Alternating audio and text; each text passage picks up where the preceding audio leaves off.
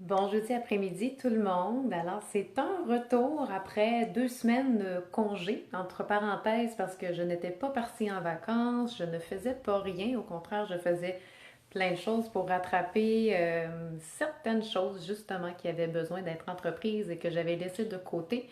Alors maintenant que tout ça est derrière moi, ben, je peux me reconcentrer à nouveau à écrire pour moi et pour vous.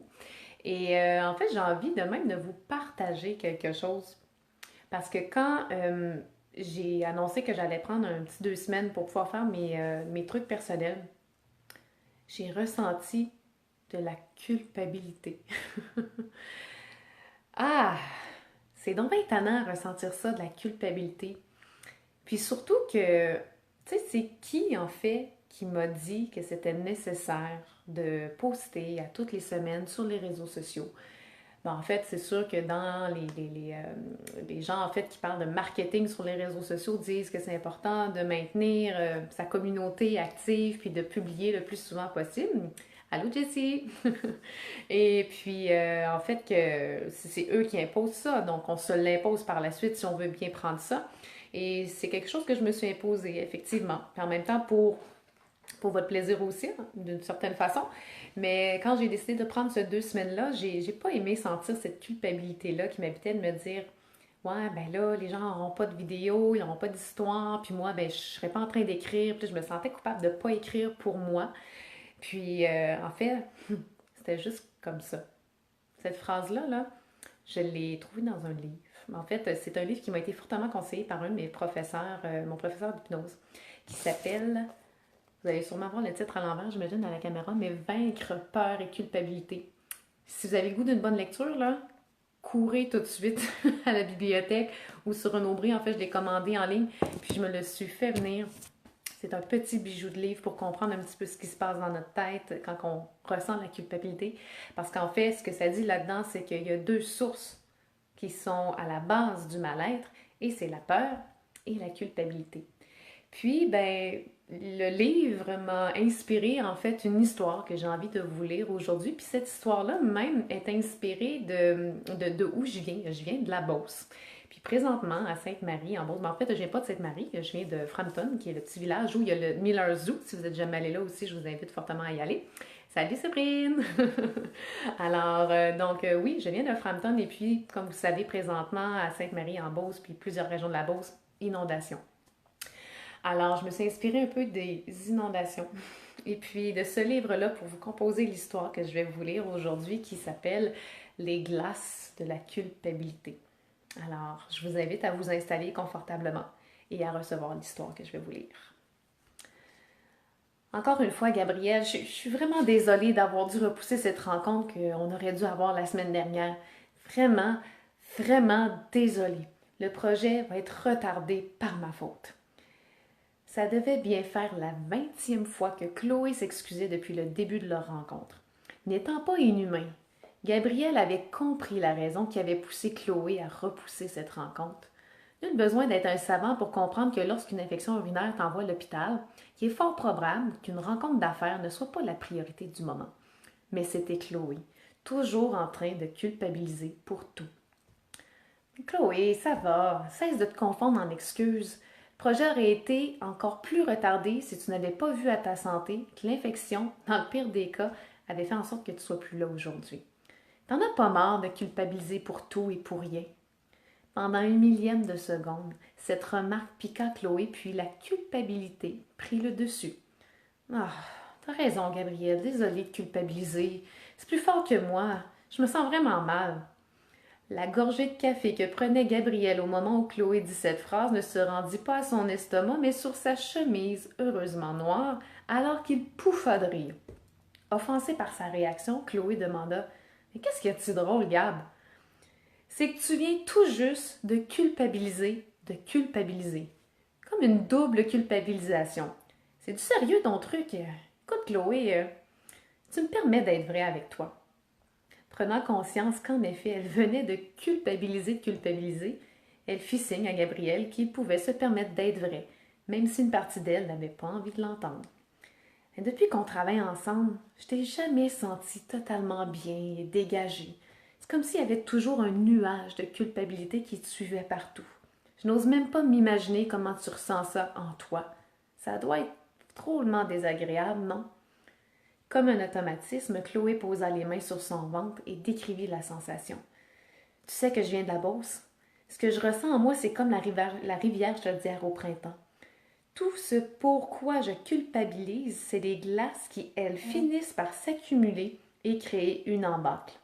Ma rivière ne peut plus couler, et là, la culpabilité monte rapidement, de façon incontrôlable, jusqu'à complètement m'inonder. Je me sens comme une sinistrée de la culpabilité à l'intérieur de moi-même. Se laissant aller au jeu de la symbolisation de son mal-être, Gabrielle continua de la questionner en utilisant les symboles de Chloé. Donc, pour que ta rivière puisse couler, qu'est-ce qui devrait se passer? Mais il faudrait pas que les glaces prennent forme. Il faudrait qu'elles restent liquides. Et de quoi tu aurais besoin pour que la glace reste liquide? Ben, qu'elle fonde, qu'elle soit tout simplement de l'eau et que ça coule. Et quand ça coule, c'est comment? Chloé, Chloé s'attendait à tout sauf ça. 4 mots se sont projetés devant elle en majuscules. C'est comme ça. Ces mots firent fondre la glace de culpabilité en eau et elle sentit, la rivière se remettre à couler. Elle sourit. Tu me dis pourquoi tu souris, Chloé? Et sur un ton à la fois excité et soulagé, Chloé répondit. Ben parce que c'est comme ça. Mon infection urinaire, j'ai pas fait exprès que ça arrive et qu'elle m'envoie à l'hôpital pour 3 jours. J'ai dû alors repousser notre rencontre. Puis depuis une semaine, je me sentais coupable alors que je ne suis coupable de rien. Je n'ai pas agi par exprès pour repousser notre rendez-vous. En plus, Chloé, une autre raison pour laquelle tu as encore moins à te sentir coupable est que tu as été fort responsable avec ce qui est arrivé. Tu as assumé les conséquences de cet imprévu en nous tenant au courant, puis en prévoyant une autre date pour ce rendez-vous. Au fond, le fait de devoir repousser le rendez-vous t'engage au niveau de la responsabilité et non au niveau de la culpabilité. Wow! Ce que tu me dis fait encore plus fondre ma glace puis me fait réaliser quelque chose. Tu sais ce qui est absurde, Gab? Je sais pas ce qui peut être plus absurde qu'une double culpabilisation, mais dis-moi, j'ai déjà été coupable sans me sentir coupable. Wow! Ok, t'as raison, c'est complètement absurde. Laisse-moi répéter là. T'as déjà été coupable sans te sentir coupable et maintenant tu te sens coupable en n'étant pas coupable, c'est ça? Ben oui, mon infection, c'est comme ça. Je n'étais pas coupable, mais je me sentais coupable. Alors qu'une fois petite, mon amie m'avait prêté sa poupée Barbie. Le jour après qu'elle me l'ait prêtée, à l'école, elle m'a ridiculisée devant toute la classe parce que j'avais un chandail de hockey. C'était un chandail que j'aimais beaucoup. Je l'enfilais pour écouter le hockey, avec mon père. Et comme il était parti à l'étranger pour son travail depuis 2 semaines et que je m'ennuyais, j'avais mis mon chandail de hockey pour sentir que mon père était avec moi. Mon ami criait ah ah, Chloé va être un garçon! Il était clair à partir de ce moment-là qu'elle n'était plus mon amie. Je devais tout de même lui remettre sa poupée Barbie. J'ai donc pris des crayons à colorier en feutre et j'ai barbouillé sa poupée au grand complet. Je lui ai dit que c'est mon grand frère qui l'avait fait, croyant que c'était ma poupée. J'étais coupable d'avoir barbouillé sa poupée, mais je me sentais pas coupable. Même aujourd'hui, je ne ressens aucune culpabilité en y repensant. Elle le méritait bien après m'avoir ridiculisée devant toute la classe. Gabrielle se mit à rire et ajouta et tout ça confirme qu'il est inapproprié, pour ne pas dire même ridicule, de se sentir coupable lorsqu'on n'est pas coupable. Ah, si tu savais comment depuis toujours se fait ça. Je crée la glace, qui crée les embâcles, qui elle crée les inondations de culpabilité en moi. C'est comme revoir le film de toutes les fois où je me suis sentie coupable et que ça n'avait aucun lieu d'être. T'inquiète, Chloé, je sais. En tout cas, du moins, je sais que tu fais ça depuis qu'on se connaît. Au fait, je dis tu fais ça, mais je crois qu'à partir d'aujourd'hui, ce sera tu faisais ça. Oh que oui! C'est comme ça, fera fondre la glace avant même qu'elle puisse créer une embâcle. Sentant la rivière couler à grands flots, Chloé croisa les bras et les jambes avec une moue au visage de fierté. En croisant ses jambes, son genou droit percuta violemment le dessus de la table, ce qui fit renverser le café de Gabrielle sur Gabrielle. Elle le regarda et lui dit sur un ton interrogateur Je suis désolée, mais c'est comme ça? Et Gabrielle répondit en riant Ah, Tout à fait, Chloé. C'est comme ça. Et Chloé, responsable, ajouta. Ah, laisse-moi par contre te payer un autre café, puis peut-être une autre paire de pantalons. Le pantalon va s'en remettre, t'inquiète. Mais moi, sans mon café du matin, je m'en remettrai pas. Alors, c'était la lecture de Les glaces de la culpabilité. Alors, je sais pas toi si ça t'arrive souvent de te sentir coupable quand t'es pas coupable. Puis peut-être même que ça t'est déjà arrivé d'être coupable puis de pas te sentir coupable. Ouais, c'est vrai, yeah. Alors, j'avais juste envie de te porter à cette réflexion-là aujourd'hui, comment la culpabilité, un peu parfois, même souvent, nous pourrit la vie. Parce qu'elle est là, elle crée des embarques à l'intérieur de nous, puis ça nous inonde, puis ça devient incontrôlable. On ne sait même plus pourquoi c'est là. Puis il faut revenir en arrière, vraiment, vraiment loin pour noter c'est quand cette première fois où cette culpabilité-là est apparue.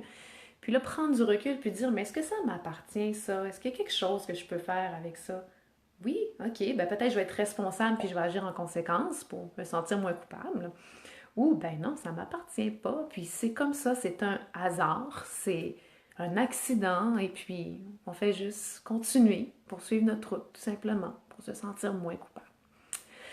Et sur ce, ben je te souhaite une merveilleuse fin de journée, et puis on se dit à la semaine prochaine pour un autre rendez-vous. Merci à tous ceux et celles qui ont été là, je vous embrasse fort. Puis si vous avez aimé l'histoire, partagez-la. Puis si vous avez envie de commenter aussi, n'hésitez pas parce que ça me fait plaisir de vous lire toutes vos histoires aussi. Peut-être que des fois que vous êtes senti coupable, ça pourrait être intéressant à partager. Et en nouveau, je vous souhaite un beau jeudi. Puis on se dit à la semaine prochaine. Bye bye.